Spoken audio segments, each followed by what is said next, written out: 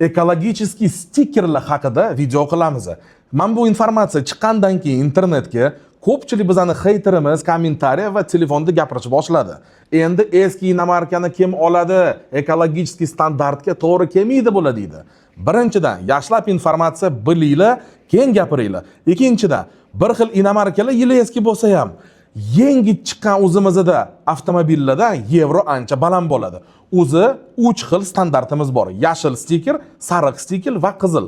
Yashil kategoriyaga, yevro standartga, ekologicheskiy standartga to'g'ri kelmaydigan avtomobil bo'lsa ham, ishlab chiqarilgan yili 3 yilgacha bo'ladigan bo'lsa, avtomatik kiradi va benzinli, gazli avtomobillar yevro 2 va yevro 2 dan balani bo'lishi kerak.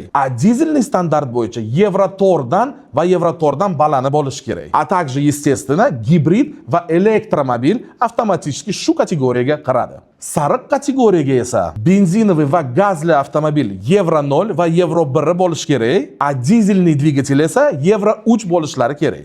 Qizil kategoriyaga esa dizelli avtomobil standarti yevro 0, yevro 1 va yevro 2. A также оговоркасы bor. Состояние bo'yicha ham stiker berishadi. Misol uchun sizlarni mashinanglar Texasmotorga olib borganinglarda stiker olish uchun ekologicheskiy standart bo'yicha sariq stiker berishim mumkin sizga.